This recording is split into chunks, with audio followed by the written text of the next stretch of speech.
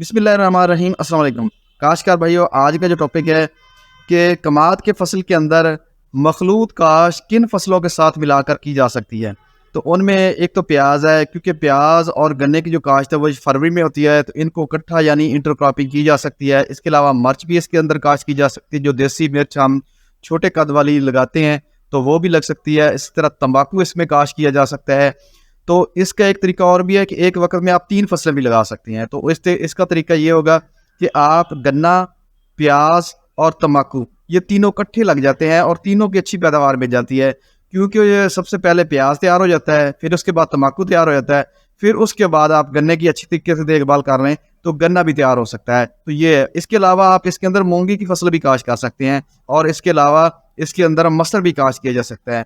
यानी ये 5 फसलों के साथ इसकी इंटरक्रॉपिंग हो सकती है। तो एक वक्त में 3 फसलें भी लग सकती हैं, जैसे कि मैंने आपको बताया कि तंबाकू और प्याज और गन्ना ये इकट्ठा लग सकता है। इस तरह आप 3 फसलें लगाकर भरपूर पैदावार ले सकते हैं। लेकिन एक चीज़ का आपने ख्याल रखना है कि इस फसल के लिए जो हम इंटरक्रॉपिंग करते हैं तो 3 फसलें लगाते हैं तो इसकी थोड़ी सी एक्स्ट्रा खुराक चाहिए होती है।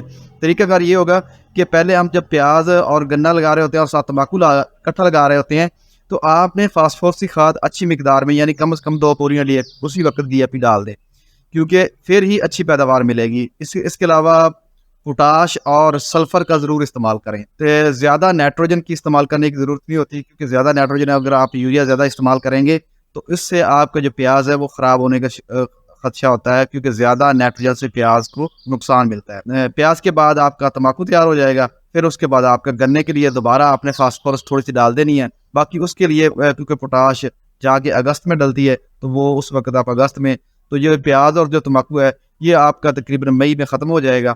इस तरह मिलाकर आप 3 फसलें यानी एक ही टाइम पे आप 3 फसलें काश्त करके भरपूर मुनाफा कमा सकते हैं। मज़ीद ज़रूरी मालूमात हासिल करने के लिए किसान दोस्त टेक्नोलॉजी यूट्यूब चैनल को सब्सक्राइब करें, लाइक करें, ताकि इस तरह की इंफॉर्मेटिव वीडियो आपको मिलती रहें। अल्लाह हाफ़िज़।